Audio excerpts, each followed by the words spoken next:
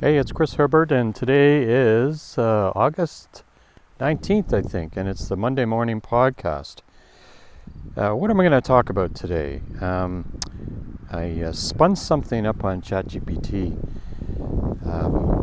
because I wanted to be a little more organized, I guess, instead of just winging it. I thought, while I was driving to play squash yesterday, I just fired up a GPT session using voice and came up with a bunch of interesting things that were sort of on my mind. And when you're driving, that's kind of a time when the mind wanders.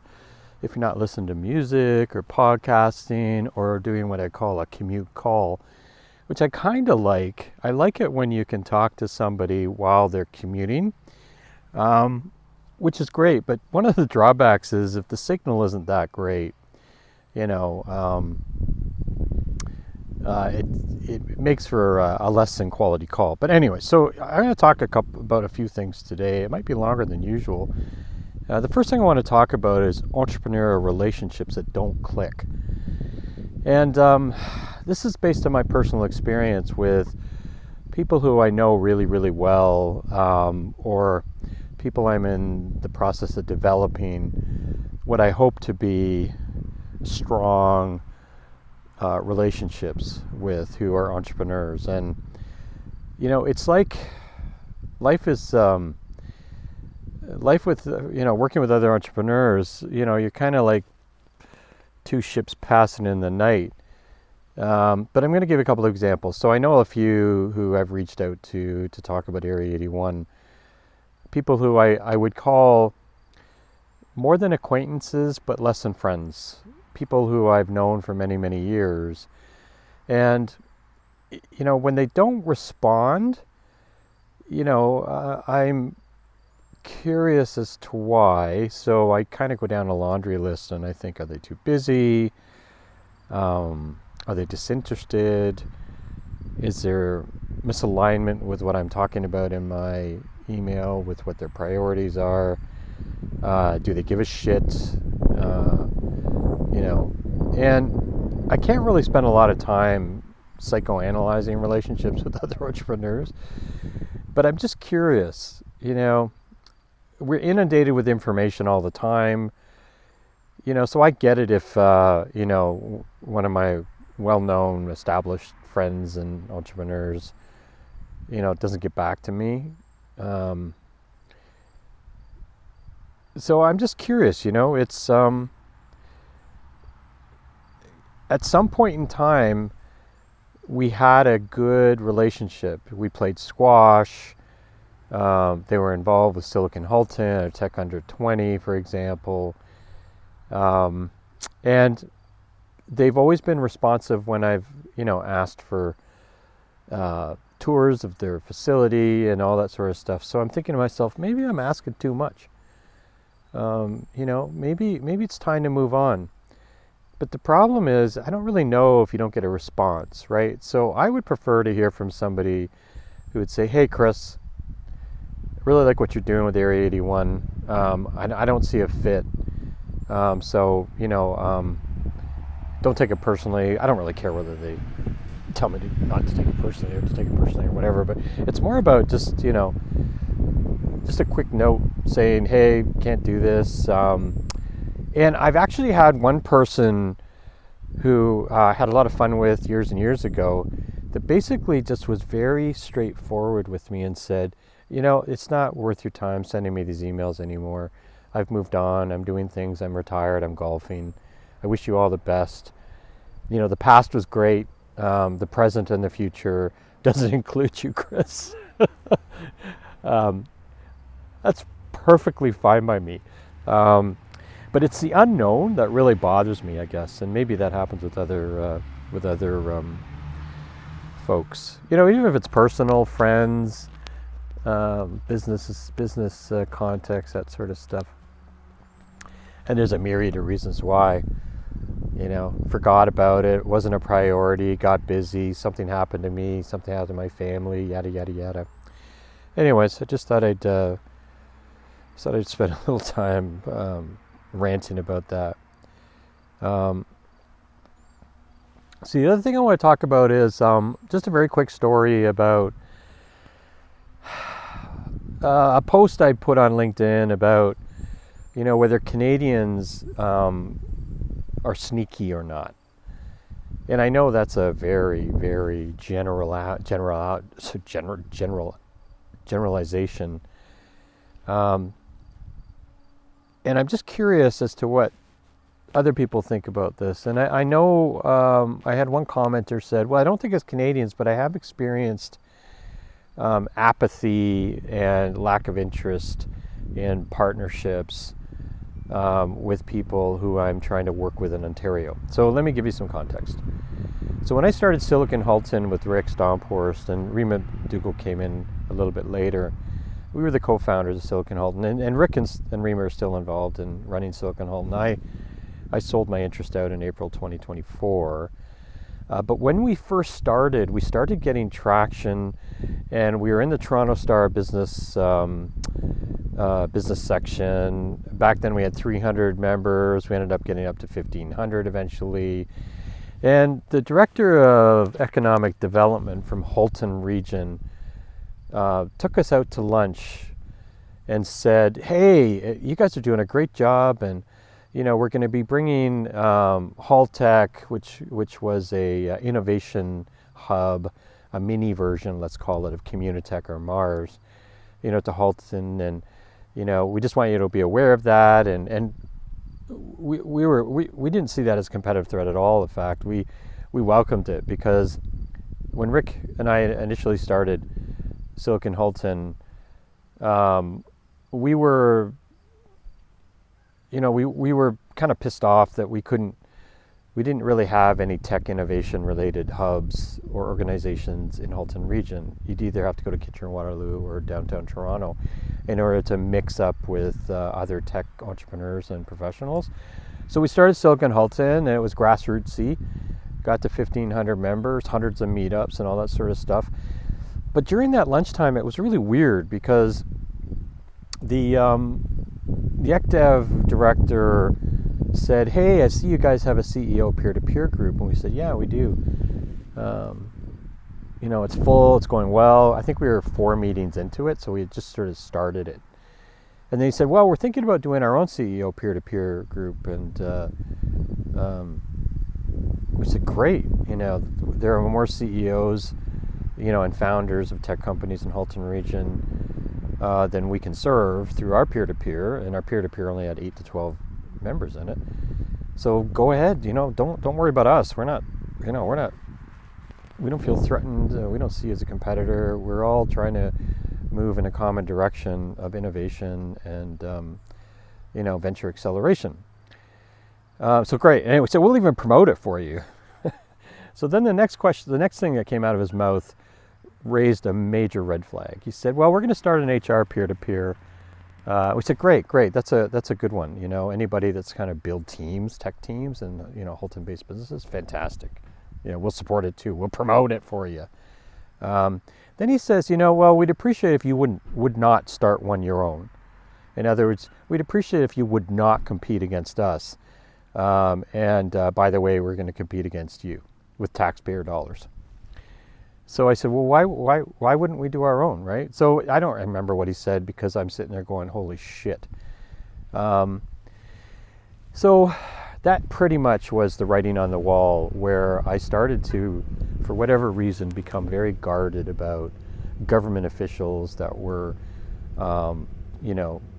doing similar things that we were doing, that they saw me and Silicon Halton as a competitor. And I've seen that a lot. I've seen that in private industry too, where somebody hears about your idea, hears about your venture, and they end up being supportive of it, and they want to help, but then they end up going off and doing their own thing, which is a copy of what you're doing. So I call that the sneaky Canadian. We're very polite, we're very supportive, and then when I turn my back, or when you turn your back, they go and do their own thing because they want all the limelight. It's not fair to say that's a Canadian thing, but I've seen it a lot, and I'm sure it happens in other countries, other regions, whatever. Um, the other thing that I've been experiencing is the concept of grin fucking. Excuse the language, but that's what it is, where somebody will, talk to you and be supportive and be smiling at you, shaking their head, going, yeah, that's a great idea. I think you're right. I think you're on the right track. And thanks to Steve S., who, first of all, told me that he grins fucks all the time, which basically took me from a high level of respect in terms of this individual, in terms of who he was, to, a piece of caca doo-doo. So, if somebody, it's this notion that, it's a great idea, and then they walk away and says, nah, that's not what I want to do, or they're going to try to steer you in a direction where you shouldn't go instead of being supportive. Yeah, so I've experienced that. I now, thanks to my experience with this director of economic development at Halton Region, and a couple of other what I would call grin fucking type people, I can pretty much sense them a mile away, and I have a filter I use when I'm trying to assess the potential quality and opportunity of a relationship, and it's called mutual value exchange, which I'm not going to go into detail today about. I might do it in another podcast, and it's done really well for me. Okay, so I'm going to talk about my last thing I want to talk about really is this notion of the creator economy. So when you think about the creator economy, or when I think about it anyways, and I read about it, it's always about, content creators now, which are YouTubers and influencers, all that sort of stuff, but mostly around content, right? Those are the creators. And sometimes you'll hear people talking about artists, musicians, filmmakers, creators.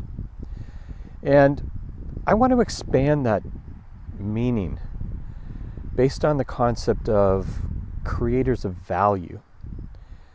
And I want to use the business model design lens around that. So what do I mean by that?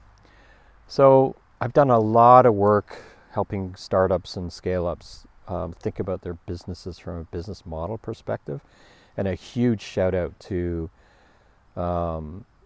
Ash Moria, the author of Running Lean, who I've gone through his coaching certification course, where I've learned about the continuous innovation framework and business model design, et cetera, et cetera. And then there's Alex, and I can never last his last name, but it's business model canvas or business canvas map, business model canvas, I can't remember. But the same sort of thing. In fact, Ash's lean canvas is built off of Alex's. I'll probably put a link in the description in terms of where you can learn more about both those.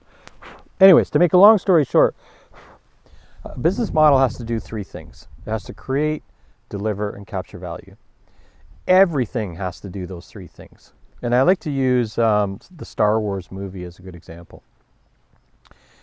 So George Lucas comes up with this great movie idea called Star Wars. He films it, and he shows it to a bunch of friends, at a small movie theater, to test it.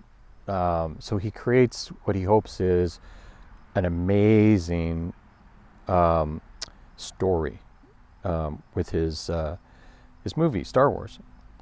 And they love it. Right? Wow, what a movie, fantastic. This has been one of the most valuable entertainment experiences I've had in years, yada, yada, yada.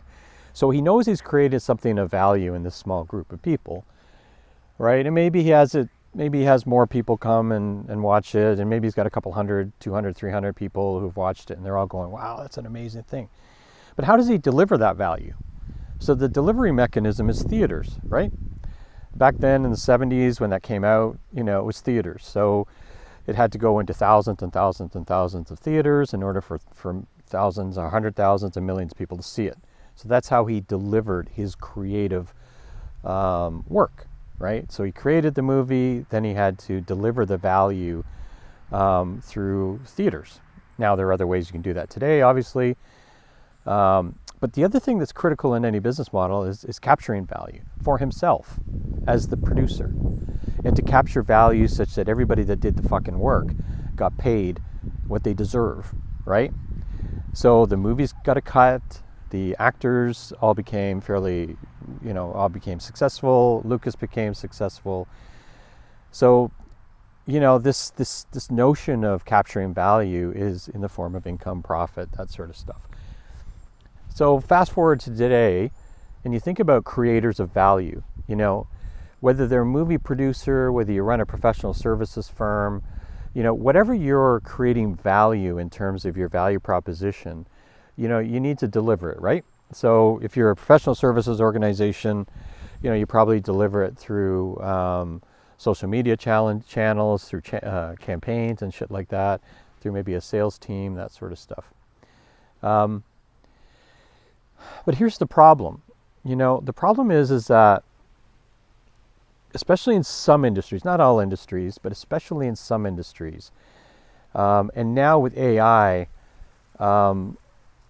becoming a potential intermediary between what people know in the form of subject matter expertise. So in the case of professional services organizations, generally what they know is inherent within their consultants, right? But along comes AI as an intermediary where it can become the consultant, and you can basically displace those consultants, so that the consultants are disintermediated. And that's going to happen. It's going to happen in various industries. But that's the future, right? That's the potential of what could happen. But let's take a step back and look at other creators of value in the form of musicians, as one example. So musicians are amazing, talented, creative people that make music.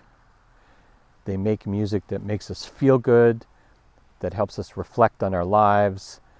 And in the past, they would deliver those, that music would be delivered, through labels, on CDs, through stores, all that wonderful stuff. So the intermediaries in the past were, and still are to some degree, the labels and record stores, etc. But today it's Spotify. Let's just pick one, Spotify. If you want to go and find music, listen to music, create a list of music, it's Spotify, right? So the next question is, how much money are the creators of value getting versus the delivery mechanisms of value in the form of Spotify? And then how much money is being captured in the music industry in the form of income and profit by Spotify versus the musicians? And I think we all know what that answer is, especially when you look at Spotify's recent, I don't know what you call them, SEC filings in terms of the amount of money that the CEOs are getting, and you compare that to the amount of money that a majority of artists are getting. You look at the amount of money that labels are getting versus the amount of money the musicians are getting. You look at the amount of money that Live Nation and Ticketmaster are getting versus what the musicians are getting. And let's face it, there's how many musicians are able to have a sustainable, happy lifestyle, just making music? Very few. So there's something really fucked up where these intermediary deliverers of value are taking way too much of the share. If you write books, Amazon. If you produce a movie or a series, Netflix. I could go on, but you see my point? So instead of thinking about, just, the poor musicians, poor filmmakers, that sort of stuff, but it ain't going to happen to me. It's going to happen, if you're a creator of value. So what's the future look like for all of us creators of value? It's to get rid of the disintermediaries and to go direct to the buyer. And that's what I'm working on. So, I can imagine people will be grinning and laughing and going, oh yeah, sure, Chris, this guy living in Katy and, accelerating ventures and helping grow, or helping entrepreneurs be successful through Area 81. Yeah, good luck with that, buddy. Yeah, well, fuck it. We're going to work on it, right? Because the people that are creating the value deserve to capture more of it. And the disintermediaries, even in farming, whether it's John Deere or the input providers, people are making money in all of these industries, but the wrong people, the wrong organizations are making money, or they're making too much. So it's time to change. It's time to disrupt. Thanks for listening to my podcast this week. If I hope to do it next week, but got lots going on, family. We've got some grandkiddies coming up. We're going to do a whole bunch of stuff here in Grey Bruce, and I'm really looking forward to it. I think I'm probably looking more forward to it to them. But so I might not do one next week or the following week. But thanks for your time, and have a great week.